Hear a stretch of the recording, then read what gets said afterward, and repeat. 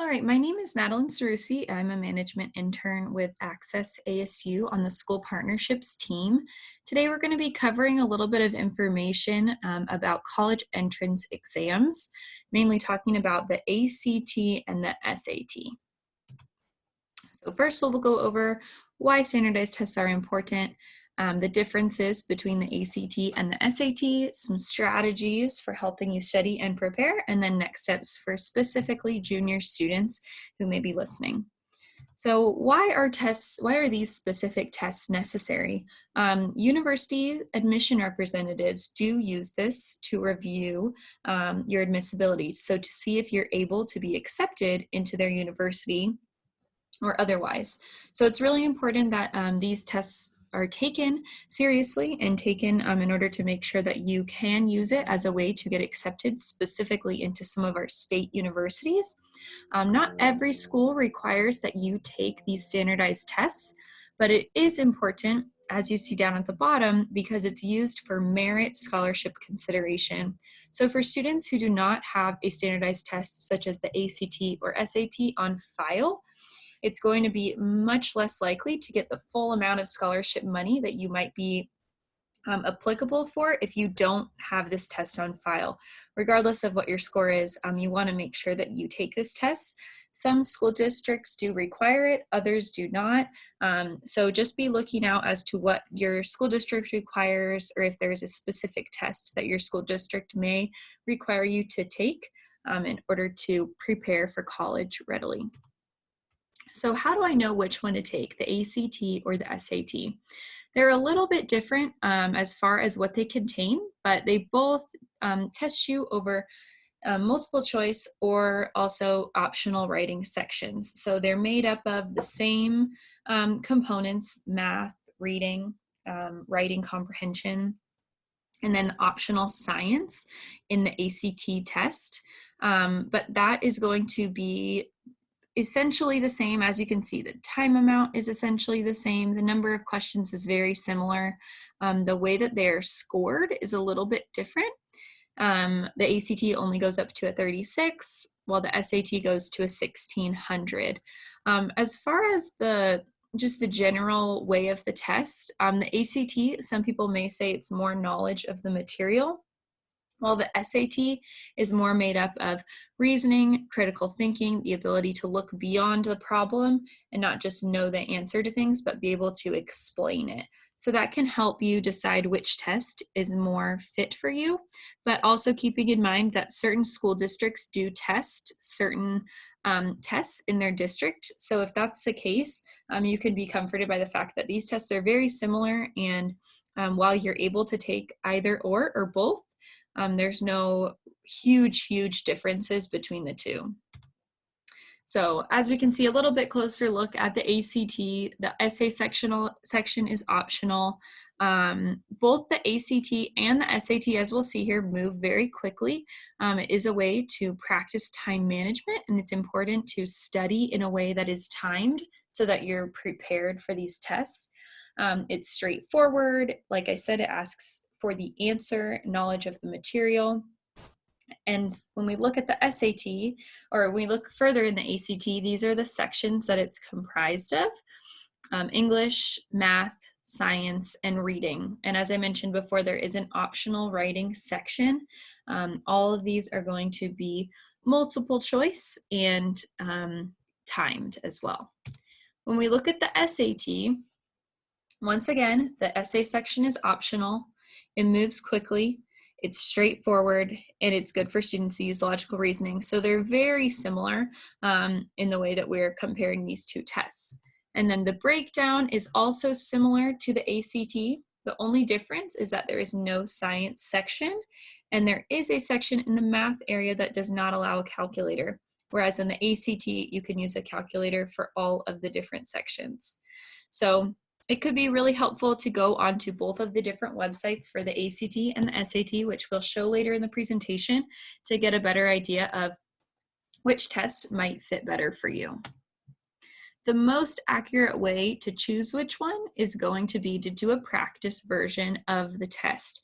So that would mean creating a space for yourself where you have the time and quiet area to be able to do a practice test setting and take the entire test and see which one feels more comfortable for you, which one you score better on. That's going to be the best way to tell which one is best fit for you.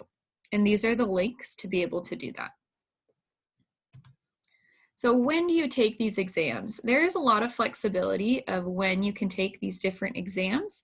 Something to keep in mind is that as a junior student, you can take the PSAT as early as 10th grade. You may have already taken it, but as a junior student, you could take it in the fall of your 11th grade as well.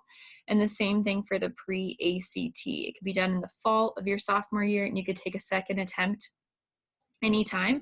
But by the time you reach junior year, you really want to start focusing in on the actual ACT or SAT test. So there's opportunity in spring of 11th grade to take both of those tests and then to retake it in fall. It's important to note that this is just a guideline.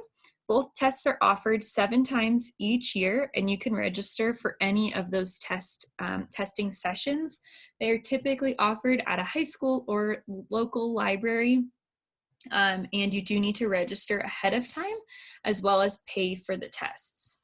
So let's look a little bit about how payment works. The ACT, as you can see down here, costs about $50, and if you add writing, it's $62. And the SAT is $47, and if you add writing, it's $64. So that's a pretty large fee for certain students, and it's obviously something that your teachers and counselors want to be able to help you with if you're unable to pay for it. Certain districts will test you for free at your school. Other districts will offer fee waivers for students who are eligible based on free and reduced lunch or other factors. So really you want to seek out your own personal counselor to see if you might be eligible for a fee waiver. And that way you can go from there of if you need to pay or if you might be able to waive that fee. Let's talk about test strategies. How can you prepare and study? Something to keep in mind is that you can start studying very early for these tests, and it's only going to help you. By studying over the summer or any breaks that you might have, whether that's fall break, spring break, you're really going to be able to ready yourself. And the more practice that you can get, the better you're going to perform on the actual test day. So when you're taking these tests, you want to try to really mimic what it's going to be like to sit in a testing session. While that might not always be possible because your house is noisy or school is noisy, you want to be able to get into those that mindset as often as you can by creating space for it. It also helps to understand your learning style. Are you going to do better by taking practice tests online, or would it be helpful for you to have a book or something that you can actually study from? There are offerings, whether that's in your school library or at the public library, where you can check out test prep books, and that would be free because you're just checking it out from the library. So that can be a good way to study, and especially to do it actually in person with a pen and paper, because that's how the test will be administered when you actually take it in person. It can also help to set up a daily studying routine. It's easy to let these things slide out of our reach, especially when school is busy and you have a lot of other classes to be studying for. So to start to integrate a bit of time each day dedicated towards these standardized tests, you'll be able to get into a routine and dedicate the necessary time to studying. It's important to first, before you go out and buy anything or register for any extra classes, to ask your school what they offer. A lot of different schools will offer some sort of tutoring. It might be free, it might have a small fee associated with it, but it's going to be offered on your school campus, which can be really helpful and is going to get you practice. It's going to give you the ability to work with other students, to work with an administrator, and ask the questions you need. Test prep classes do exist online as well as in person. Those often have a fee associated with it, but if it's at your school, that fee might be waived. And then anyone can create a study group with friends, with peers, classmates. If you know people that have the same goal as you and are looking to improve their score or get into the same college as you, it can be a fun way to keep each other accountable to moving towards your goal of doing well on this test by forming a group. Here are some helpful websites to take a look at as you study. The ACT.org as well as College Board. Those are going to be our main representation for the SAT and the ACT. Khan Academy and Princeton Review offer a few free resources as well as some guided videos to help you with your studying. For Tests has copies of past tests as well as the ability to take tests on their website. And then the Phoenix Public Library College Depot can be helpful, yes, with studying, but also with planning out the logistics of where to find a testing center, how to get a fee waiver if necessary, on the back end of things, as well as obviously it's a public library, so they will have books available for checkout. And sometimes they have seminars, courses that can help you with studying as well. This shows from Khan Academy, which is one of the previously highlighted websites, the amount of increase in points that can occur if someone were to take the test more than once. So as you can see, a 60-point increase can occur if you don't study at all, but you take the test a second time. If you study just 6 hours of official SAT practice, it could increase your score up to 90 points, and so on and so forth. The point of showing this is to show that taking the test multiple times can really be helpful. And additionally, not just taking it again, but also really putting some time toward studying and practicing is going to make a huge difference. None of this can be proven or assured, but this is just a guideline that Khan Academy has come up with and has shown from using their test prep what the potential is for increase in points. So looking at some next steps, specifically as a junior student, the PSAT is offered once a year, and you can take it once a year. The fees are typically going to be paid by schools, and so that is really helpful. The most important thing to take away is that the scores that you earn on this practice SAT test are used to qualify you for National Merit Scholars program and to award merit scholarships. National Merit Scholars is a really great program. It allows students to really be a rank above when they're looking at schools, and different universities take that label very seriously if you're awarded that based off your PSAT score. The only way to qualify for National Merit Scholars is to take the PSAT as a junior. So if that's something you're interested in, definitely check with your school staff and counselor to get registered. Just to be reminded, these are the aptitude requirements for ASU, meaning you need to meet in one of these 4 boxes in order to be accepted into the university. So obviously we can use our unweighted GPA of a 3.0, our class rank of a top 25%, or the scores that we're looking for to accept students are a 22 on the ACT or an 1120 on the SAT. And if we can remember, the ACT is out of 36 points and the SAT is out of 1,600 points. So taking that into consideration, we're looking for students to meet in one of these 4 boxes. This is a really helpful tool that you can use to see if you might be eligible for scholarships based on your scores.